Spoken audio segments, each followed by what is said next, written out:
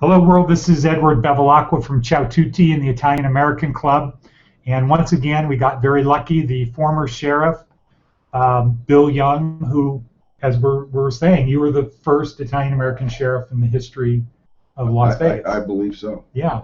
And so thank you, Bill, for taking the time. Oh, my pleasure, Ed. Happy to And you were really the sheriff. We're going to get into this later, but you were the sheriff really when Las Vegas started taking off, right? Well, Las Vegas took off. What was the population you became sheriff?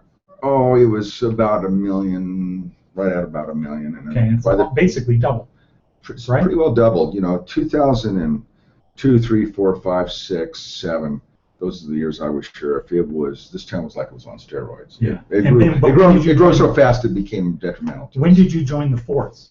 1979. Okay, so that's when it went from about 300,000 people, right? In the late mid-70s? About 400, 425 when I hired on the department.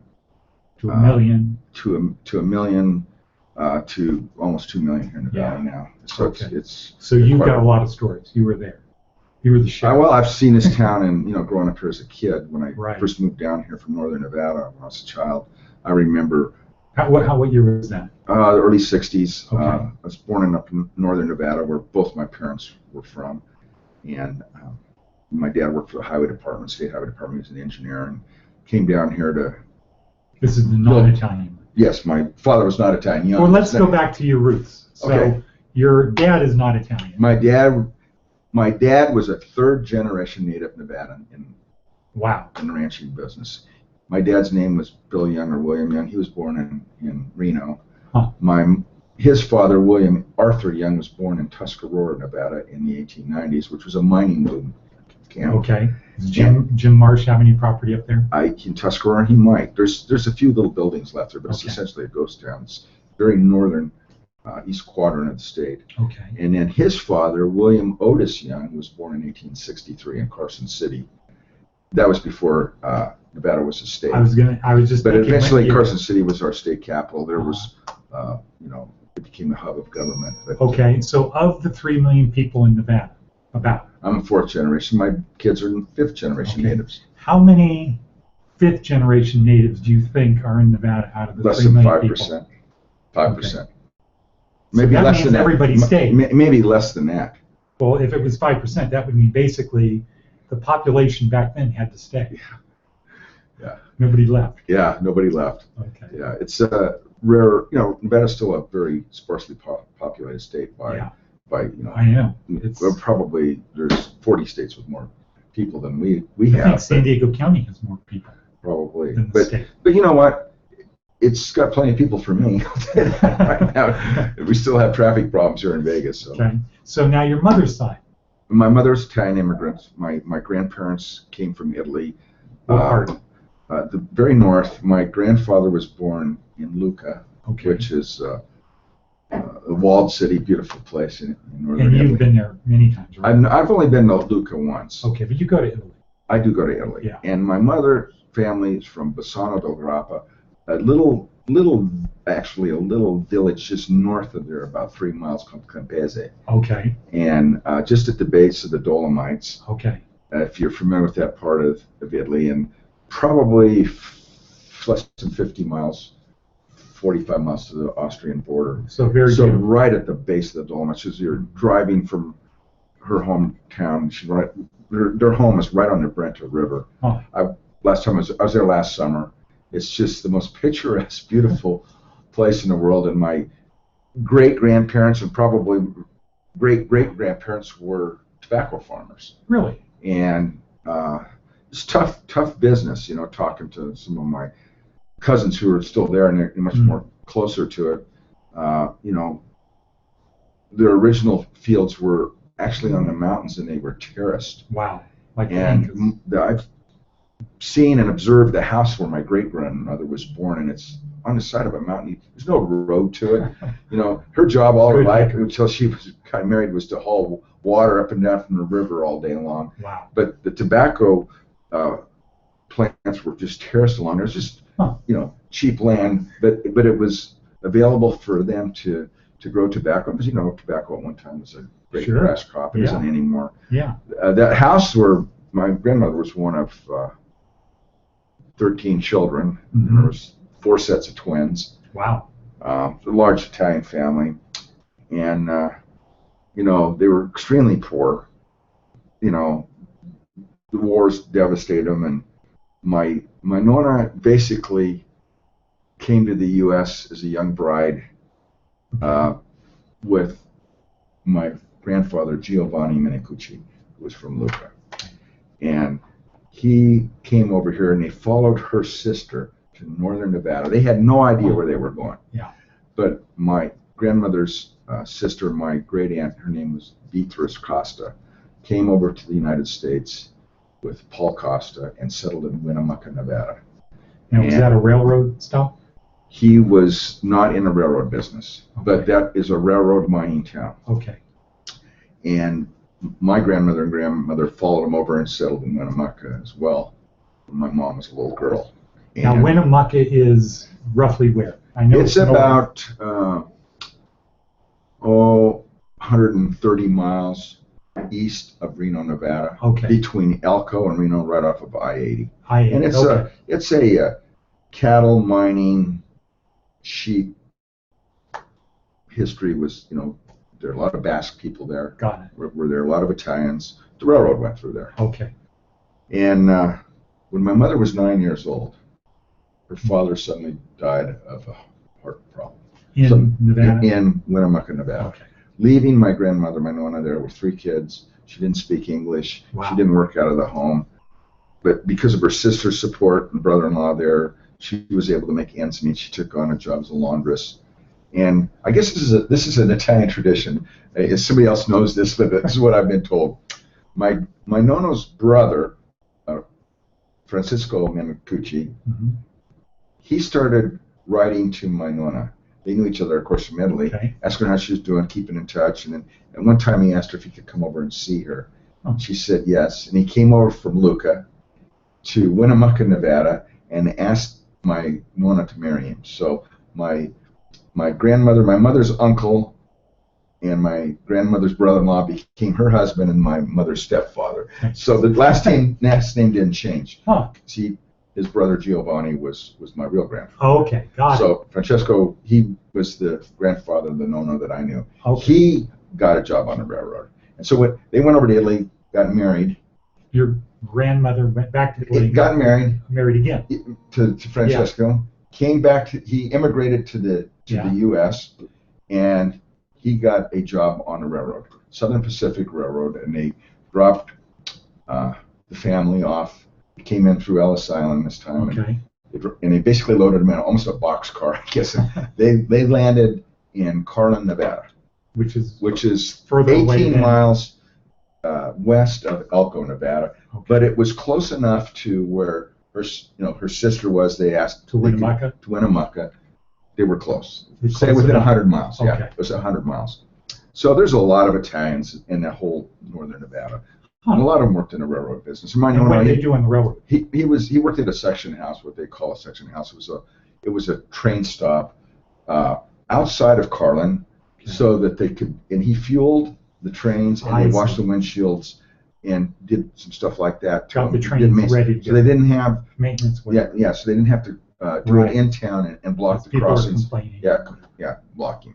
But Carlin, as I remember it when I was a kid, which I had the best memories of my Italian heritage growing up, it was all about trains in those days. And you were born there or here? No, I was born in Yerington, Nevada, which is another little small town up there. And that was due to my father's profession of working for the highway department. Yeah. Married him. They moved where he went. Yeah, my dad, who was from Fallon, as I told you, he was a single man. He was working for the highway department. Was building a road through the town of Carlin or near Carlin, Nevada, in 1950. Was this like a highway? Yeah, in 54.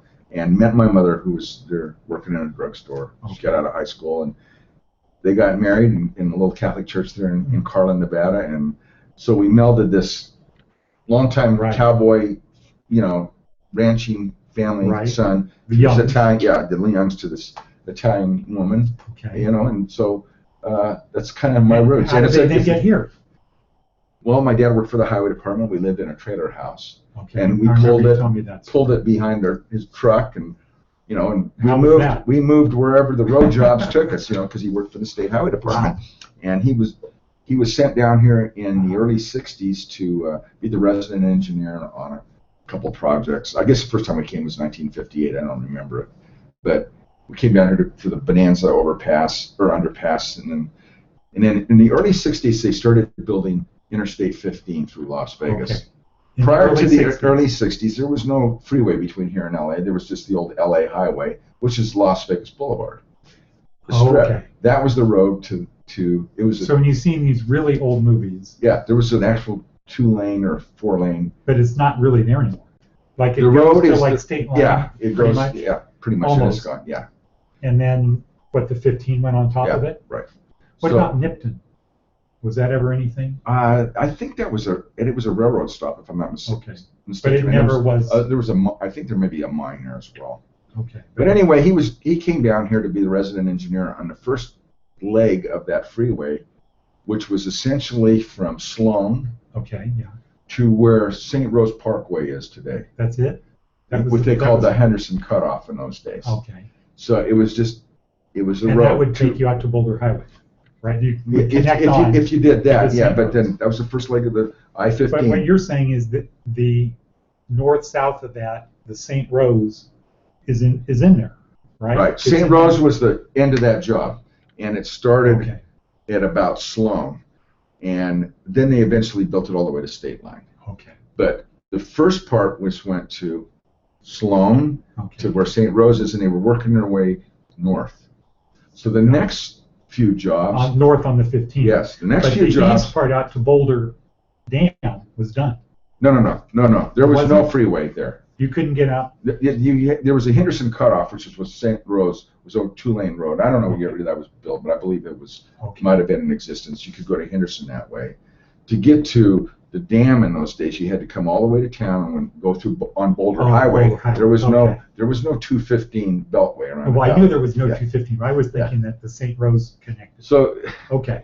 So you to get move this story along before we Yeah. bore everybody to death.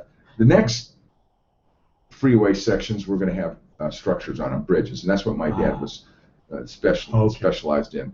So a gentleman by the name of Max Riggs had a small construction company, basically a concrete company in North Las Vegas. He talked to my dad into quitting the state highway department, and my dad had worked there 14 years. Didn't have his pension or anything yet. I went in business with him, Max Riggs Construction, and they were going to take a crack at getting their fair share of the freeway system going through Las Vegas, because there was all these concrete bridges, and Max needed my dad as the as a certified engineer working for their company, so he could get a general engineering contractor's license. And my dad had to go. He did. He went to work with Max and took the test so that they could be general engineering. They started bidding this work, and by golly, they got most of it. They got a lot of it. And my dad and Max built most of the freeway system through Las Vegas. And so at that point, you moved all out of these the dredges. We lived in a trailer house at the Green Spot Mobile Home Park in North Las Vegas until the mid to late '60s. We bought a house right by Rancho High School, but the trailer park was cool. I mean, I got another funny little story about the trailer park. If you went through there today, you would say, no, you didn't grow up here. But I've taken all my kids there. This is my roots. It looks like I don't even describe it. Okay. But it's very humble. Not like Summerlin. No. Kind of meth maggot city type thing. Okay. In those days, there was a bar out in front just to the north of the trailer park called the 101 Club. And there was a gentleman that lived next door to us and his wife, very nice Irish Catholic people from Minnesota. And he worked originally I guess he said he'd worked as a bartender, worked in this bar out there. He'd been escorted out of the state of Minnesota, or shown the door for his gambling activities, and was told by, I think the judge probably needed to move to Nevada.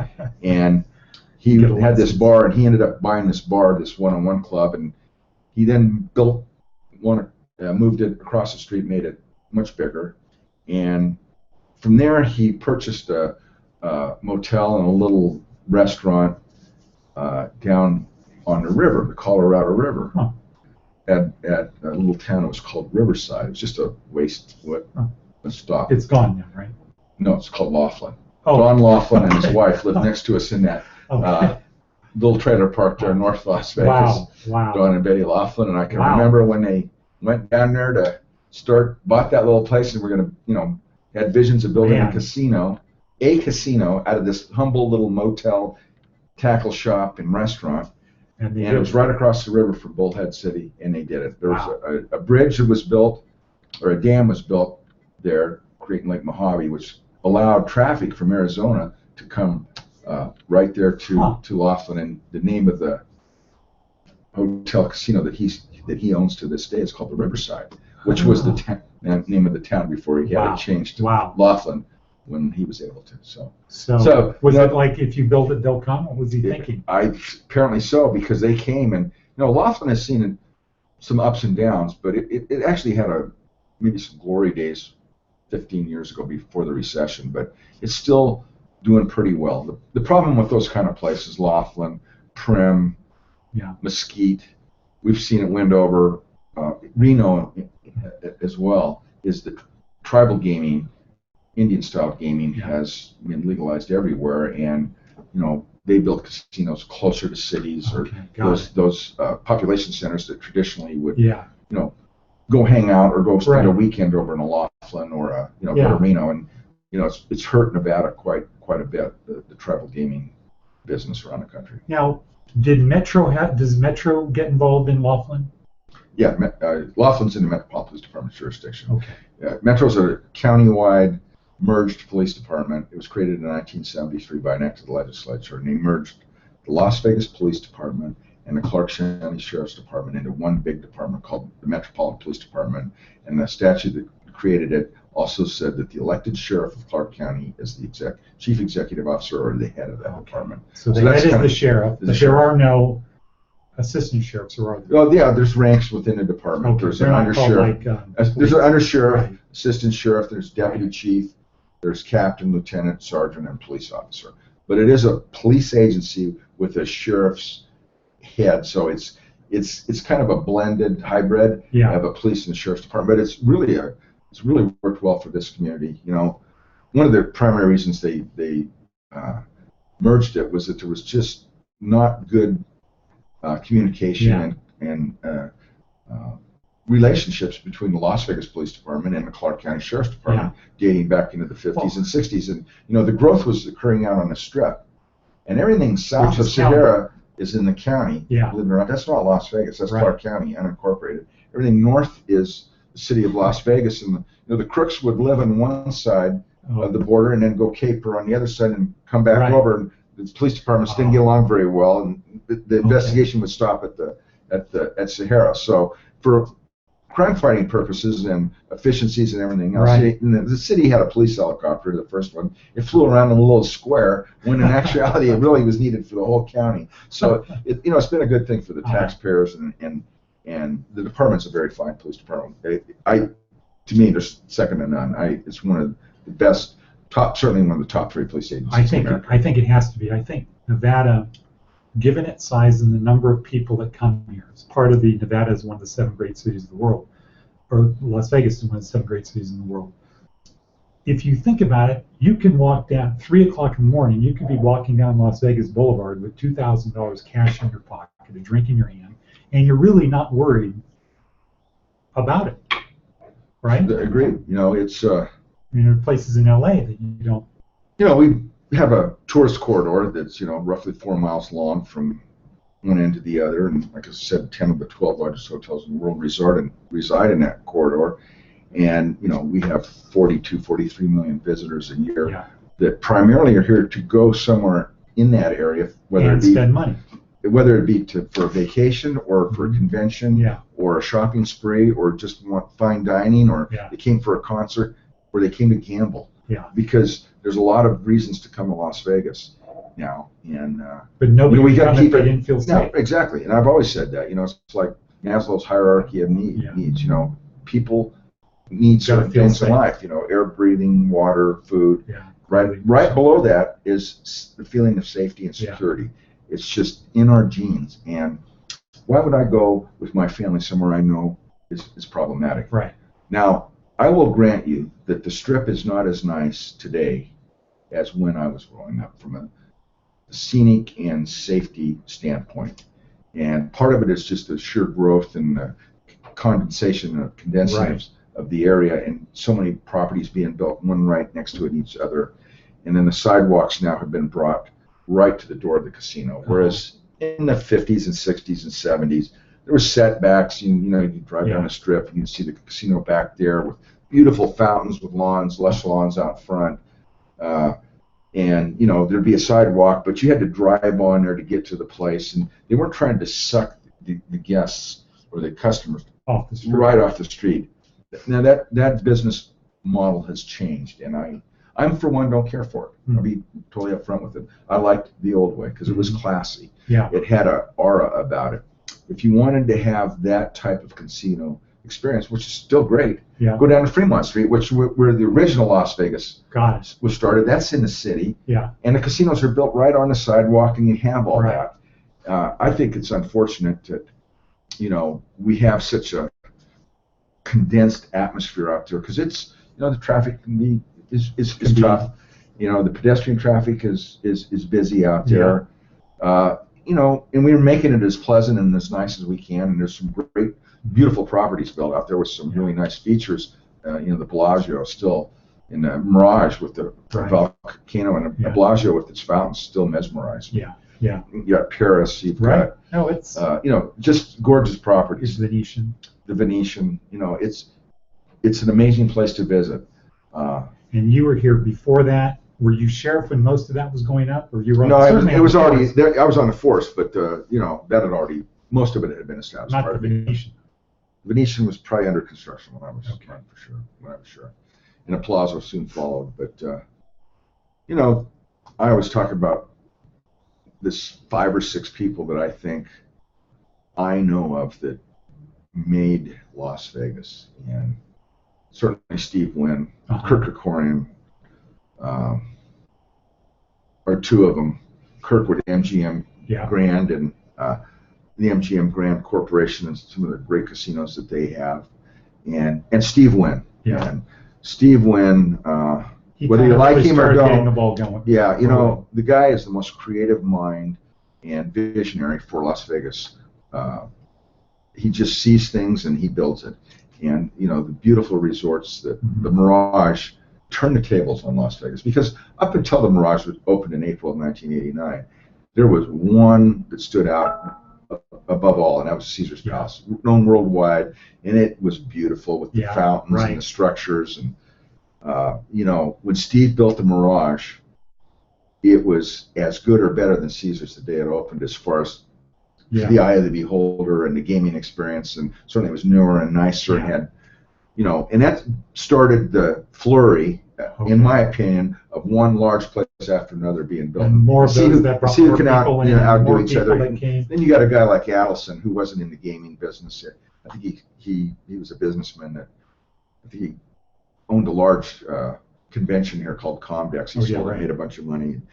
You got guys like him building big palatial places, even from the gaming business.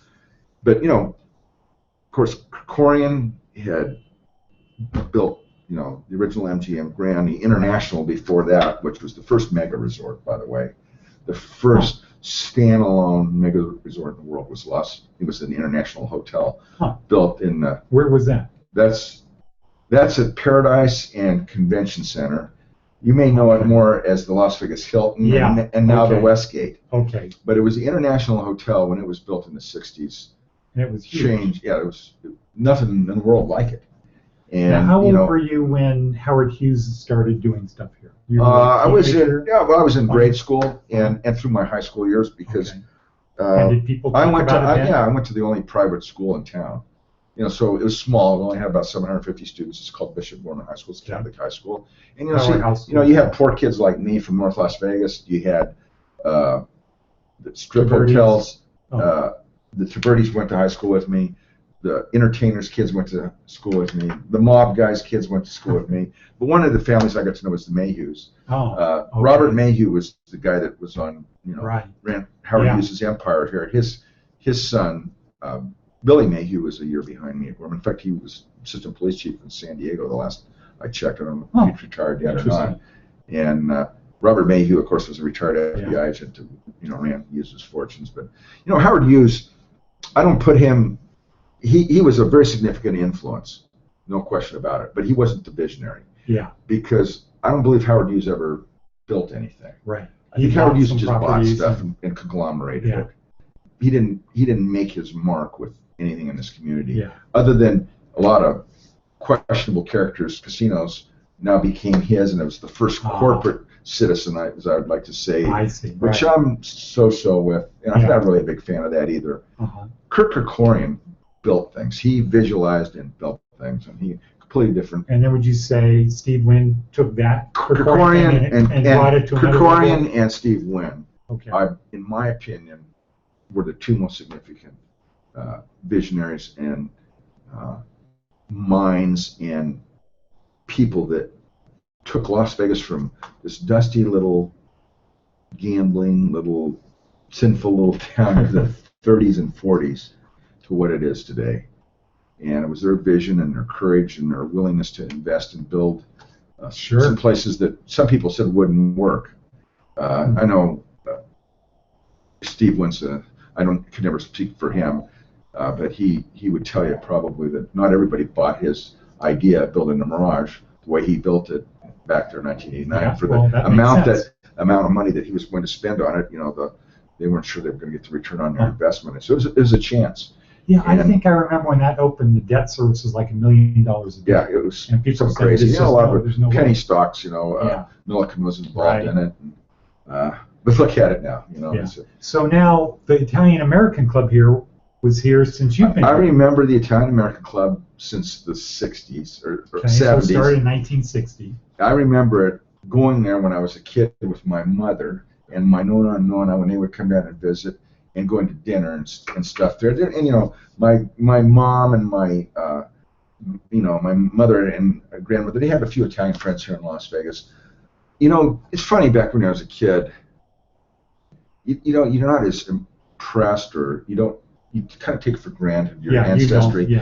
And I wasn't like falling all over to introduce people to my mother in those days. Kids were cool, and my grandparents, because they didn't speak English very well, and most of the kids I ran with didn't understand it. Right.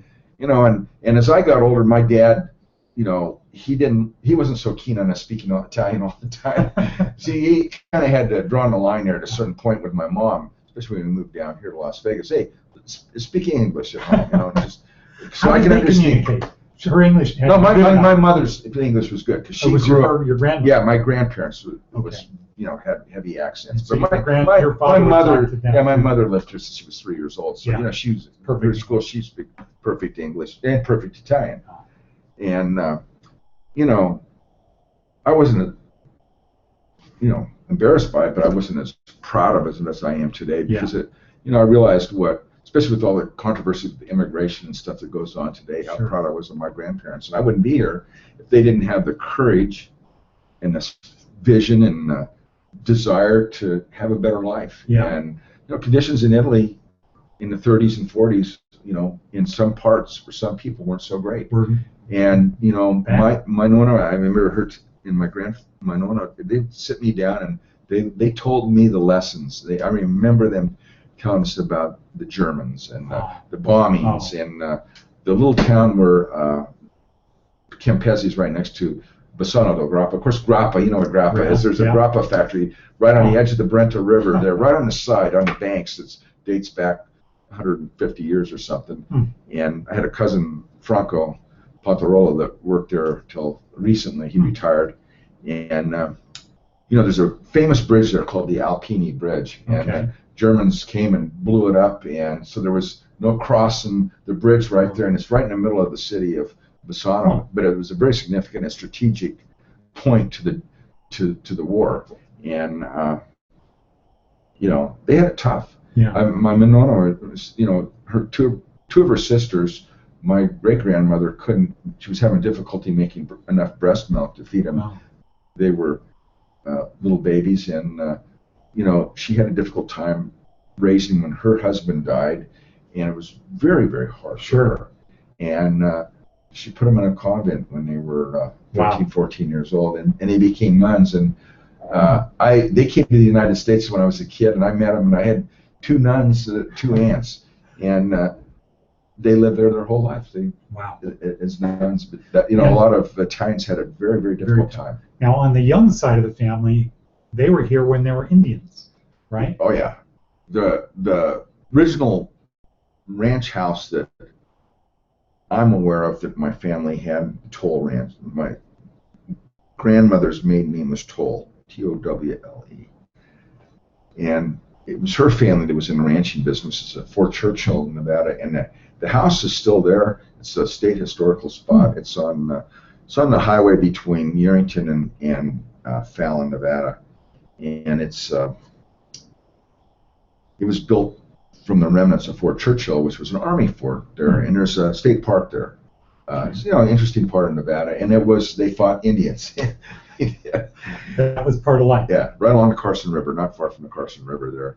But my grandmother, on my dad's side, interestingly enough, was a graduate of the University of California, which was unusual for a young woman from a ranch in Fallon, Nevada. And so was her sister. She was a school teacher by trade, and when she was in her 20s, she decided to run for the state legislature, which was unheard of to have a woman. So I believe she got elected to the Nevada State Assembly in 1923. Wow. And it's credited with some of the first child protection legislation in the history of the state of Nevada. There's a nice little picture of her up there at the state legislature. I think she was the second or third woman to be elected to the state legislature. Now that makes me think of something. Where does Nevada fall on the spectrum of carrying guns? Well, private citizen. Nevada is like all states. We follow the Constitution. The Second Amendment of the United States Constitution says we have the right to bear arms. And so, what is the law that if it's visible, anybody can have one, or what? Yeah. In the state of Nevada, I'd say we fall in the more pro-Second Amendment states by far, because we're Old West, so to speak. And you still see characters running around. I saw a guy on a motorcycle the other day. Yeah, open carry. Some people are taking it to this extreme now, but you don't need a permit to carry a firearm exposed in Nevada, as long as it's but you're going to buy it legally, right?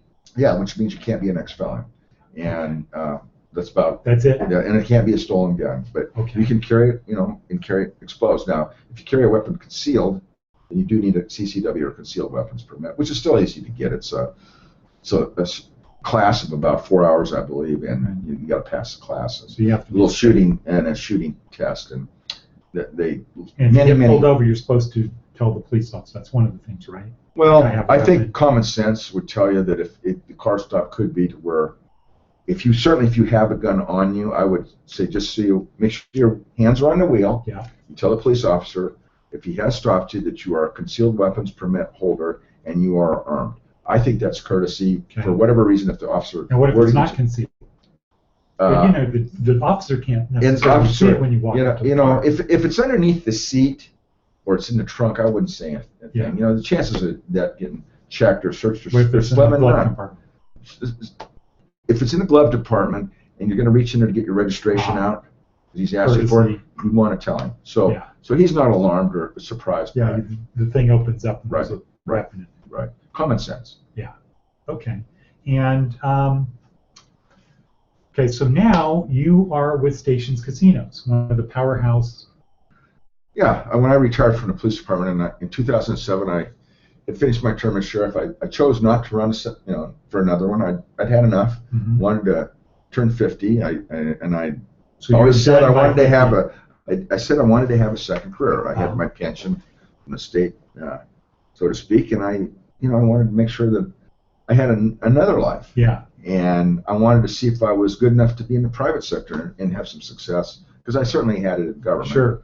And this opportunity presented itself. I'd known the Fertitas family, knew of them for many, many years. I went to high school with the founder's daughter at Bishop Gorman, and my boss's eventual boss, that's her older sister. I didn't know them until I got elected sheriff, ran for sheriff, and I got to know Frank and Lorenzo.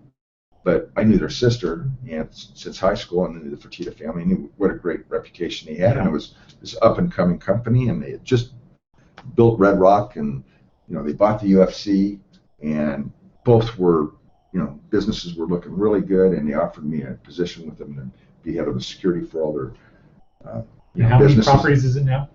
Well, we have 9 large casino hotel properties in Las Vegas, and then we have 7 or 8 smaller places, taverns and bars here in town. And then we have 2 Indian properties that we built and managed for tribes. One in near Grand Rapids, Michigan, Gun Lake Casino, and 50 miles north of San Francisco in Sonoma County, the Great Rancheria, which is a very large, beautiful, high-end place.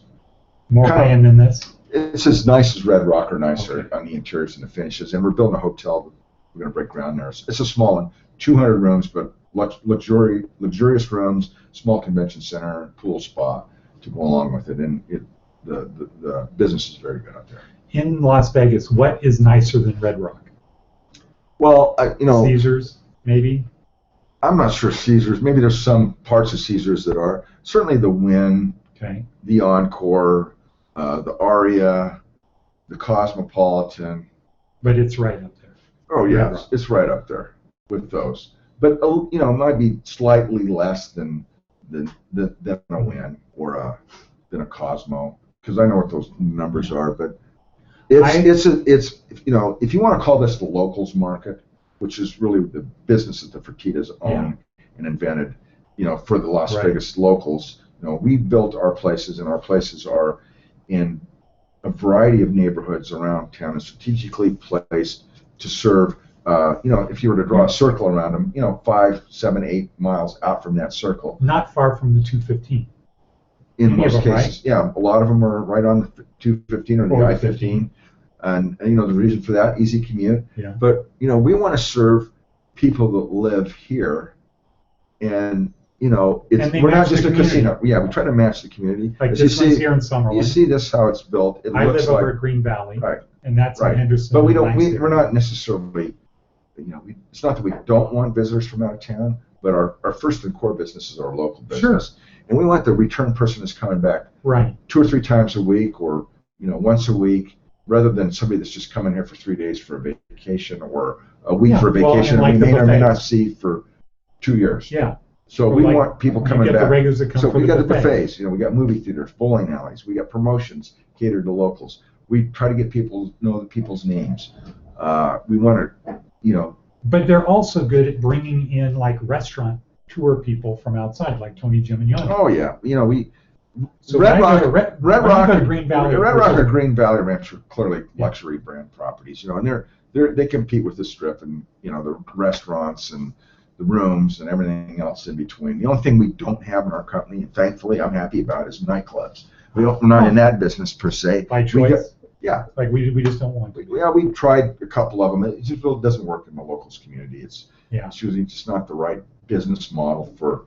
I understand a lot of those are people that come in from California for the weekend. Right. Yeah. It's not a party, hardcore 2, 3 o'clock in the morning crowd at a Red Rock or Green Valley Ranch. It's just not for us right now.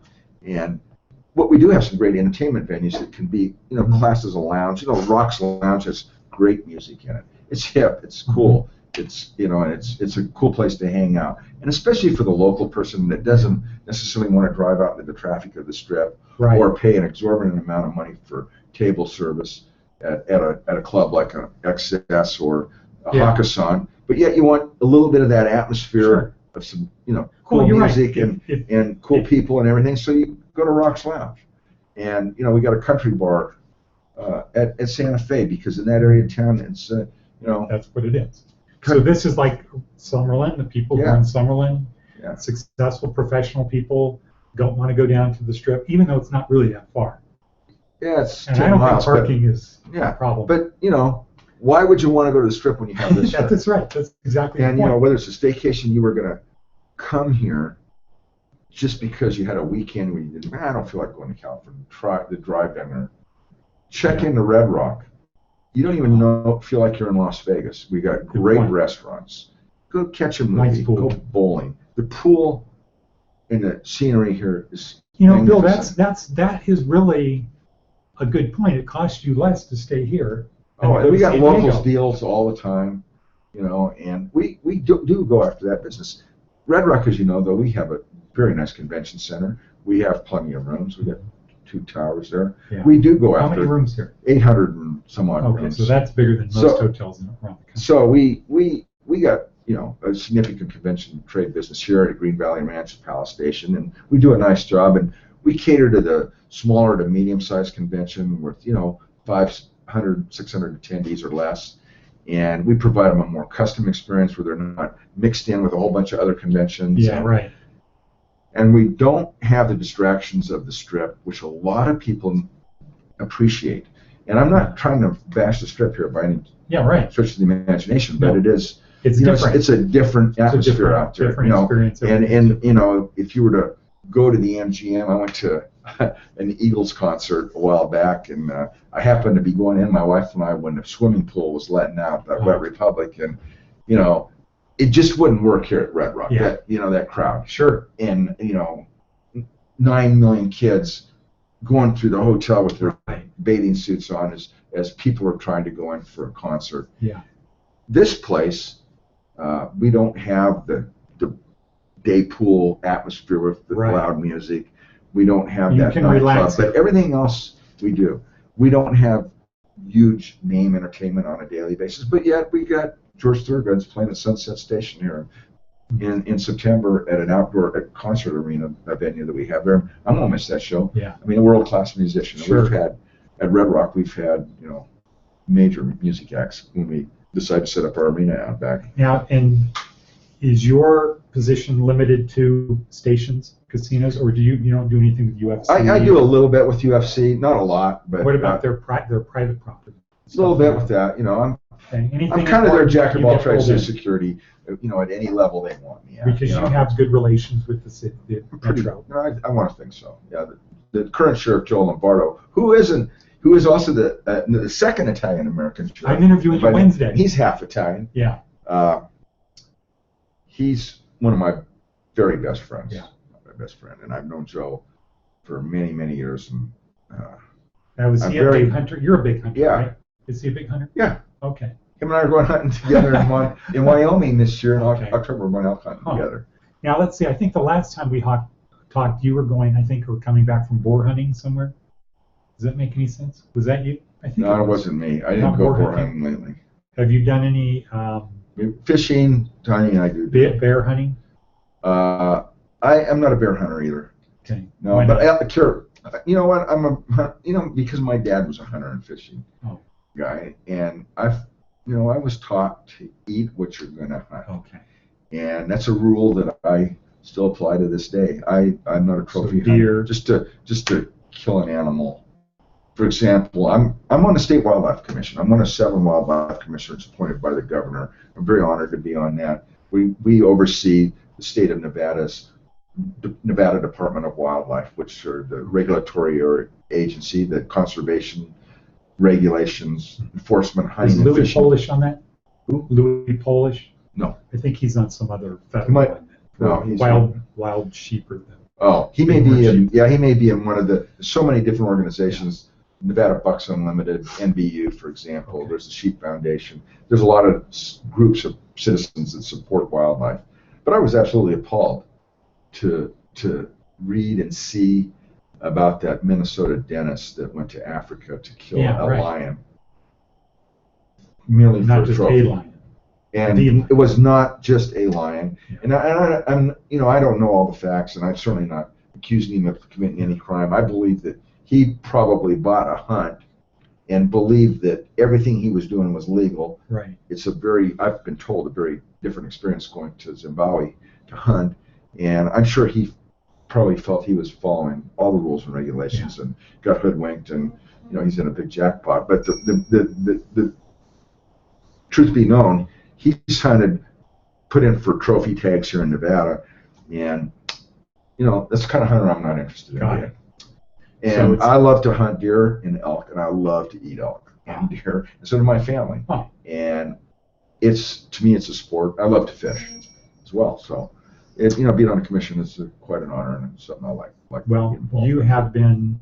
Well, I think without a doubt you're going to go down. You have already gone down. We'll stay in the history books of Nevada of turning this from the dusty mining train stop. Yeah, I played a tiny microscopic role in that. I was just lucky. Being lucky to be along for the ride, and But you did things to get yourself so you could be lucky. It's I'm a lucky kid from North Las Vegas that I was young, kept my nose clean, worked hard. Thanks to my parents, they taught me that. Especially my mom and dad. They were salt of the earth people, and that Italian heritage. Hard work is probably the biggest thing you learn. I agree. That's what most of the people I talk to say. And honesty. Yeah. And doing things right the first time. And don't quit. Yeah. Keep your work area neat and clean. My mom, I used to get her. She cleaned the house and then she'd start all over and clean it again. Oh, wow. Didn't matter when I was anybody walking the door, she'd start cooking, and everybody was hungry all the time. And the smell of the kitchen of an Italian, a real Italian mother is something that you never forget. Always had gardens. Yeah. My nonna had a garden. My mom had a garden. They grew their own radishes, lettuce, zucchini, all the squash, spinach. They had their own chickens and rabbits they kept out in the backyard. Wow.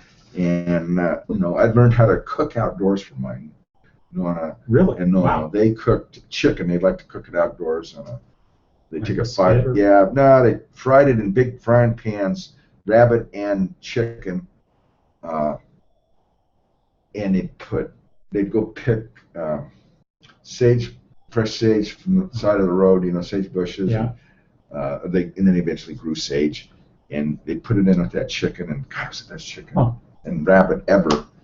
And I still do that to this day. They take a 5-gallon paint bucket when they had metal ones. Yeah. The nonna would carve out an opening for, you put some sticks, small kindling in there, and then you'd have a little grate at the top, and then a big frying pan, and then because of course the smell of that would permeate the house for days. So now, what are you and Joe going to do when you're out camping?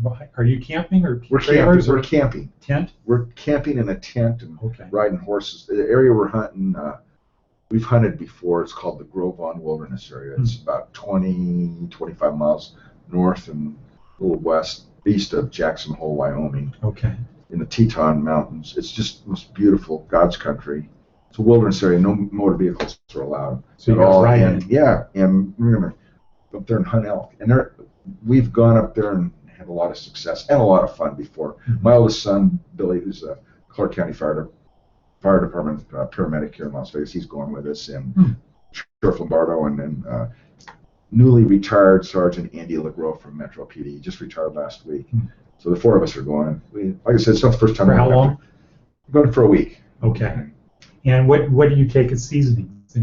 I'm not taking. We're not taking any seasonings. We haven't killed the elk yet, but when we get the elk, when you're cooking it, when you're out there cooking at night for dinner. Well, taking sage or nothing too fancy, but salt, pepper, maybe a little sage or something. Yeah, we got just some meals planned. Going a little baggy or something. A lot of pre-made meals. Okay. That because after a day hunting, you don't want to.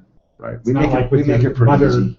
And grandmother spending all day. And the weather can be pretty inclement up there. The last time we were up there 2 years ago, it snowed the whole trip, and we were fighting snow most of the days and have a hunt a lot lower. And it was cold. It's a little nippy up there, but it's fun, and it's such a 180 from this life I lead. Yeah. I love my hunting time and being away where no cell phones work, and there's it's sort of back to your you get pre-roots of your great-great-grandparents and how they lived. Yeah, and the camaraderie with the group. Yeah. No distractions, and the hunt, and it's a sport to us. We don't cheat at it. it's fair chase to the animals, and a lot of times they win. And a lot of people are anti-hunting in this world, and I respect their opinions. I'm just not one of them. So I was you raised, shoot it on the first day, you kill it. You've got to. we dress it, we hang it so it stays cool, and then we cover it up with a net so the flies can't get. We take really good care of the meat. Take the skin off at Take that the time? skin off, and then we skin it, hang on a big pole, hang a And pole. do you keep the skin? Most of the time we do. We get the hands tanned a lot of the times, and then we You keep the meat. We take to a butcher here in Las Vegas. And then you got to pack that out on the horse. Yeah, and then we bring it home. We rent a U-Haul trailer and we bring home our meat. Okay. And it's then wrapped up, butchered, wrapped up, and in our freezers, and we eat it and barbecue it, and it's probably cost per pound probably more expensive than going to Costco and buying. Well, more let me ask expensive you. to buy prime cut of meat, but last question. Yeah, sure. Sauce or gravy? Sauce. Not gravy. Not gravy. Okay. Where did that gravy thing come from? I don't know. But out here in the West, it's sauce. Sauce. Spaghetti sauce. And there's nothing like my mother's homemade spaghetti sauce. And fortunately, like most Italian mothers, my mother taught me how to wash my clothes, clean the house, how to iron, take care of myself, and basic cooking. And I can remember her teaching me a few basic things. Spaghetti sauce was on the top of the list. I'm not a great Italian chef by any means, but I can make my family style spaghetti sauce that I still love to this day. And my wife, bless her heart, she learned a lot of cooking from my nonna and my mother. Oh, that's good. And she's a Scandinavian descent, Swedish girl, and she does a pretty good job of being able to. Well, I forgot to ask you, what Italian restaurants do you like in town? Wow, there's so many. What comes to mind? I'm gonna give you my top 3 or 4 that I love in Las Vegas. DOCG Scarpetta. They're this Scarpetta and DOCG are Scarpetta is the Ristorante, DOCG is the Trattoria. Okay. They're related, same chef, same. As good as going to Italy, in my opinion, or just like going to Italy. Il Molino at Caesar's is incredibly good. Yeah, we interviewed Patrick. And there's some American-style Italian places that I don't mind at all. I like Nora's. Okay, sure. Which is a landmark, wonderful people, great food. The Bootlegger. Oh yeah, of course. Love that place. Ferraro's. Those are my favorites. Okay. And